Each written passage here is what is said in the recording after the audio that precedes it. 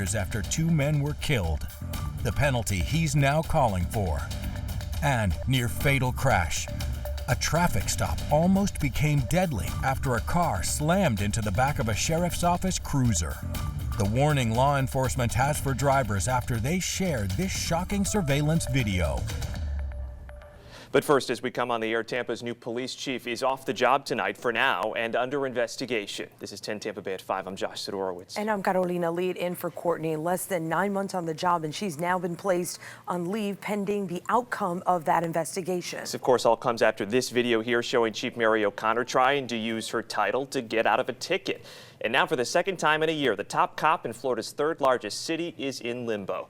10 Tampa Bay's Liz Crawford leading us off here this evening. Liz, could the chief be fired? Well, a spokesperson for the mayor said he doesn't expect the investigation to take longer than a week, so we'll know more then. This whole thing started when the chief and her husband got pulled over in their golf cart. Body camera footage from a Pinellas County deputy shows this interaction on Saturday, November 12th. Is your camera on? It is. I'm the police chief in Tampa. Oh, how you doing? I'm doing good. Okay. I'm hoping that you'll just let us go tonight. Oh, okay. Yeah, I'll say you. Not to say you look familiar, so. Yeah, I'm sure I do. They were pulled over for driving a golf cart without a license plate outside a residential area. You ever need anything, call me. Okay. Serious. All right. Appreciate that. Thank you. Yes, ma'am. You're welcome. Thank you for your service. Thank you for yours. I thought it was inappropriate. The first thing they teach us in ethics class is that you should never use your position to get anything. And you should never say, do you know who I am? Tampa Councilman Bill Carlson is calling for a transparent and ethical investigation. It hurts the city's reputation. Earlier this year, Carlson was one of 2 council members who voted against confirming O'Connor as chief. Controversy swirled over O'Connor's arrest in 1995. He had a female companion with him who became very belligerent when our deputies were conducting the DUI investigation. According to 10 Tampa Bay's reporting, Mary O'Connor, whose name was Minter in 95, allegedly kicked the back of a vehicle and swung her fists and hit one of the deputies on scene. One of her charges included battery on a law enforcement officer. If you learn from your mistakes, then there's not, the rest of your life and your record needs to be squeaky clean. Dr. David Thomas, a professor in the Department of Justice Studies at Florida Gulf Coast University, watched the video. It was just a license plate on a golf cart. Are we making too big a deal of this? I think no, because this is kind of the way I'm looking at this. This is a chief. And so the job or the objective becomes to lead by example. Now, yesterday, Mary O'Connor issued a statement that said, in part, it was poor judgment on our part to be driving a golf cart on a public roadway without the appropriate tags. I have personally called the Pinellas County Sheriff offering to pay for any potential citation. You can read her full statement on 10tampabay.com. Okay, Liz. And of course, Tampa Mayor Jane Castor has now named Assistant Chief Lee Burkaw as acting chief. Lee Burkaw joined Tampa Police in 1997. He is currently the Deputy Chief of Operations. The department says he's known for crime reduction initiatives, and he's worked big events like the Super Bowl, the 2012 Republican National Convention, and 2014's IFA International Bollywood Awards. We are also actively monitoring developments on the arrest warrant issued for former Bucks player Antonio Brown. Yesterday, Tampa police charged the wide receiver with domestic battery. TPD says a verbal fight turned physical after they say Brown threw a shoe at the mother of his kids.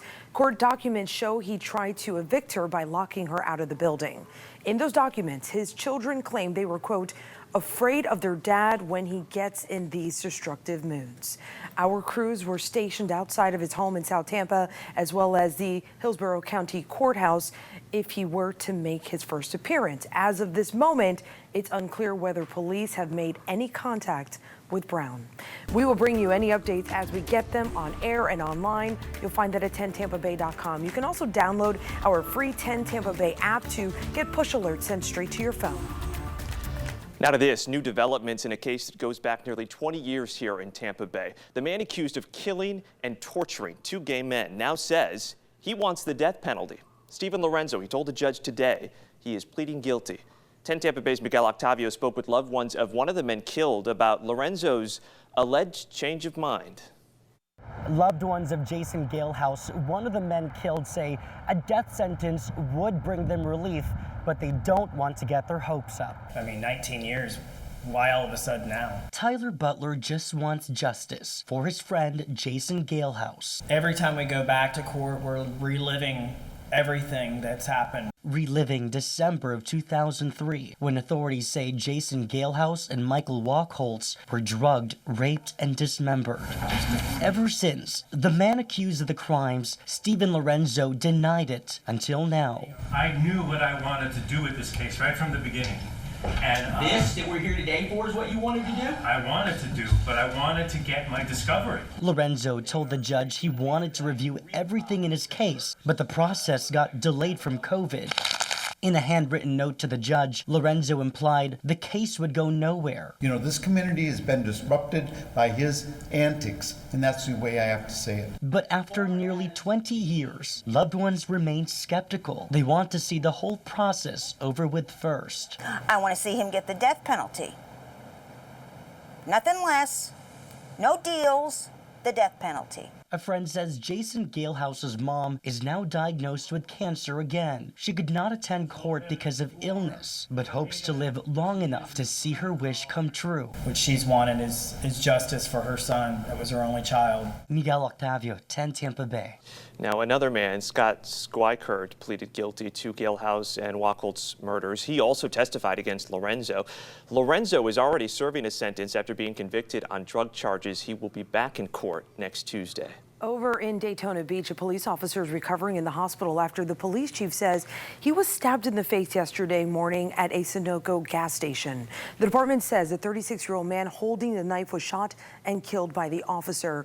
We want to warn you, parts of this video are hard to watch. So you're looking at body cam video shared by the Daytona Beach Police Department. Investigators say a responding officer issued a trespass warning to this man on your screen and was trying to remove him from that area.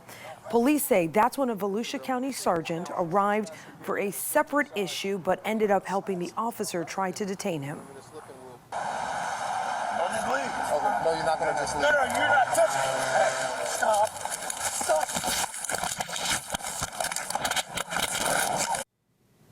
Daytona Beach police say the officer was stabbed with a knife in his jawline. They say the officer then fired 2 shots at that man, who later died at the hospital. Another incident here caught on camera. This one, another reminder to move over. A traffic stop almost turned deadly for a deputy in Ocala when a driver smashed into his parked patrol car. Watch. To be fair, come up on the grass, man. I don't want you getting mushed in between the cars in case someone hits us. So you hear him there. He was warning the others about moving to the grass just in case they were to get hit. And sure enough, you can see the video there, yeah. You can see it right there. As he went back to his cruiser to get more information on his computer, he was thrown to the ground from the impact of that crash. Different angles here show the car nearly hitting those 3 men who were standing in front of the patrol cruiser, who he warned to move out of the way. The sheriff's office says only the driver of that car that hit them and his passenger were injured. Both of them are expected to recover. Incredible video. The agency says this is a prime example of why Florida's move-over law is so critical.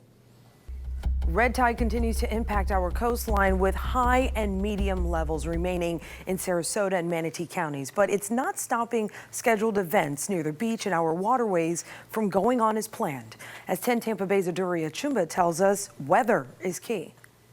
At least one organizer tells me that both they and vendors alike spent lots of time and money on preparations. Now, while the weather is nice right now and not many people are feeling the impacts of red tide, they're still urging folks who may have concerns to take personal safety measures if they still want to enjoy the outdoor events. Just something to cover your nose and your mouth a little bit. The Venice Christmas Boat Parade kicks off Saturday night with 45 boats and thousands of Christmas lights. Crazy amounts of lights.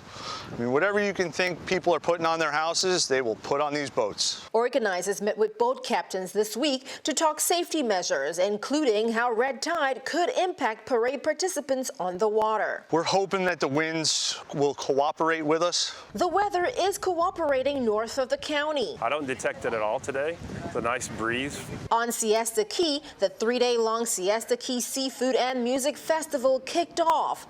Vendors preparing mouth-watering and sizzling seafood delights for expected visitors. Right now we have Cajun seafood, we have steamed seafood, lobster rolls, great assortment of non-fish items. Gage, who's from Minnesota, is visiting Sarasota County for the first time, and he's shocked at so many dead fish. The first time that I've seen like a lot of dead fish along a beach. On his to-do list, find some shark teeth. The county-run food truck rally is also going on as planned at the North Jetty Park in Venice.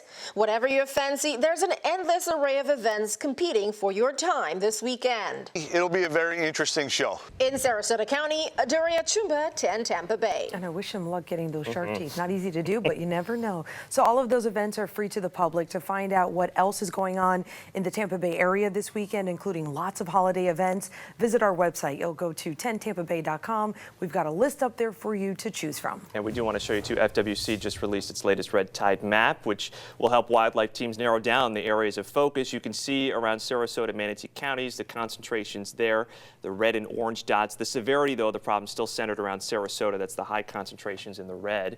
However, compared to last week, red tide blooms have gotten better in Charlotte and Lee counties.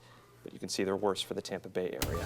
New plans introduced for redevelopment in downtown St. Pete, how this could transform the area that's become home to Tropicana Fields. Plus, headliners announced for the Strawberry Festival, who you can expect to take center stage next March.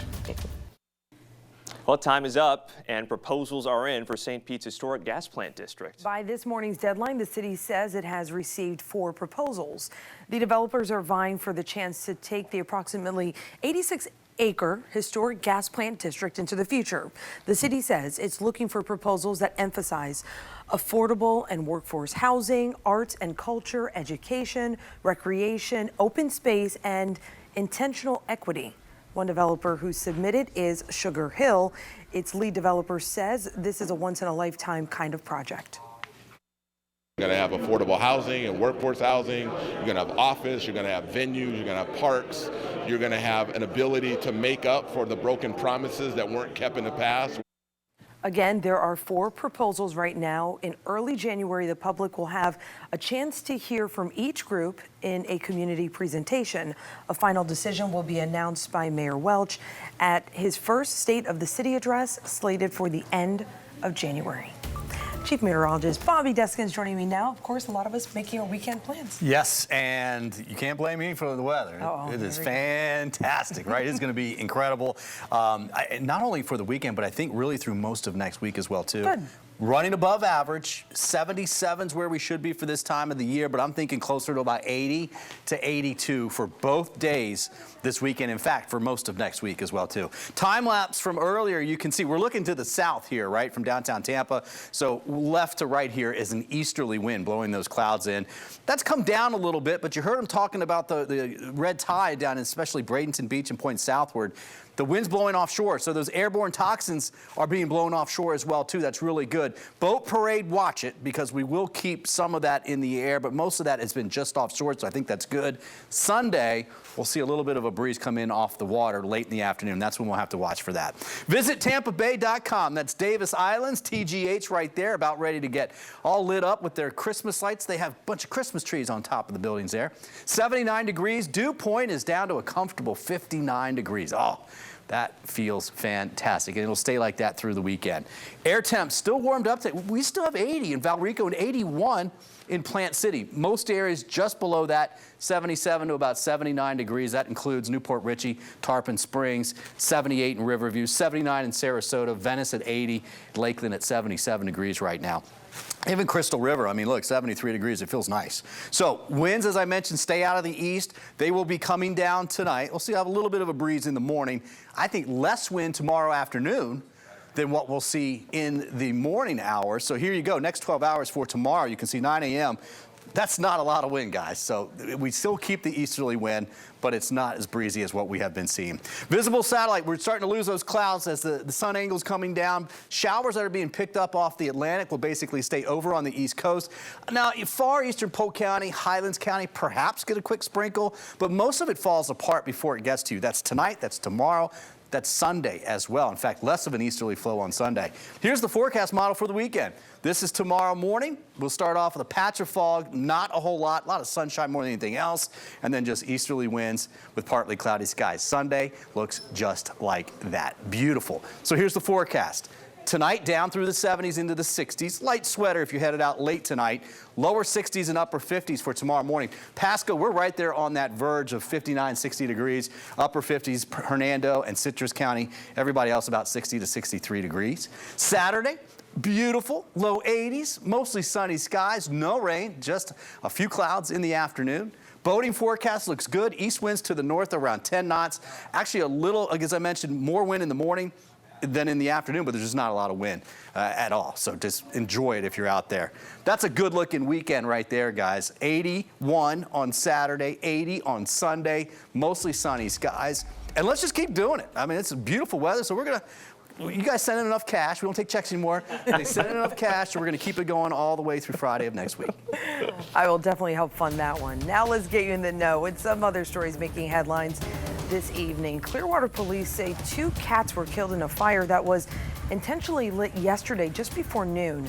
Investigators are looking for 26-year-old Devin Childers, who they say lived in the home that was set on fire. The building is located on the 1300 block of South Evergreen Avenue. If you know anything about this, call Clearwater Police. We had crews make an aggressive interior attack with heavy fire and fireworks exploding all around them. Orange County Fire Rescue says at least 5 people, including a teenager, were hospitalized after fireworks sparked a fire at this Orlando warehouse called Magic in the Sky. It happened last night just after 7. Crews rushed in to rescue the employees who were inside when it started. Right now, investigators are trying to find out what started the fireworks from going off in the first place. A federal appeals court has stopped a third-party review of the top-secret documents the FBI seized from former President Donald Trump's Mar-a-Lago home. Following that August search, a lower court judge ruled a special master would go through the materials to see what should be off-limits to investigators. But yesterday's ruling reverses that and removes a major hurdle for the Department of Justice. Trump has 7 days to appeal. A new DSNAP night open today in Manatee County. DSNAP applicants, they can get help at the Bradenton Area Convention Center in Palmetto until Sunday.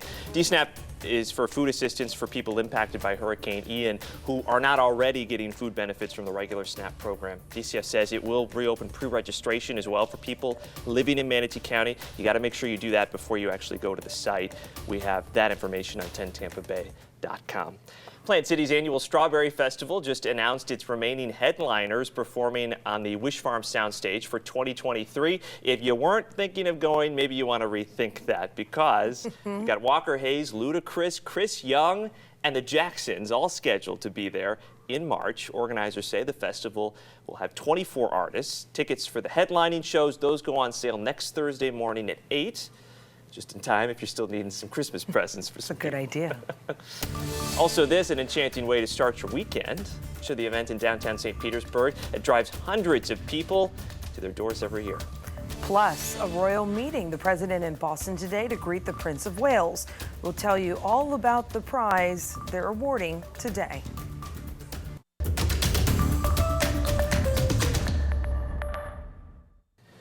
Tropicana Field has been turned into a winter wonderland. Enchant is back to light up your holidays with the world's largest Christmas light spectacular. We caught up with one of the organizers. He shares what you can expect this year. 4 million lights, a wonderful maze, the brand new story, Santa's Magic Timepiece. One of the things I really like is our wreath making. You can sign up to do a wreath making class. These are all natural wreaths. You get to take it home. There's all kinds of different things you can put in them. When you go to enchantchristmas.com, you can literally just make your visit there. We recommend booking that ice skating online and doing it ahead. There are times to go. It's one of the things that fills up the most. Plenty to do here at the Trop, and a lot of our lights are interactive. You can touch them, you can feel them, you can interact with them. There's so much to do. I recommend booking about 3 hours. We enjoyed the guy who kept skating by. As I was expecting a jump, a twirl or a something, twirl, yeah. whatever they call it. It is very dazzling if you get to go and do it. It's incredible. And you think about how long does it take to put that all together? 4 million lights? It's amazing. I can't even deal. And then what if a light is out and then you're dealing with PTSD? All right, Enchant runs through January 1st. Tickets start at $35 for adults, $20 for kids. Oh, poor Josh. So if you are planning on checking it out, we have all the information for you on our website, 10tampabay.com. Next at 5:30, a new computer simulation program geared toward teen drivers with ADHD, how it aims to keep our children safe behind the wheel.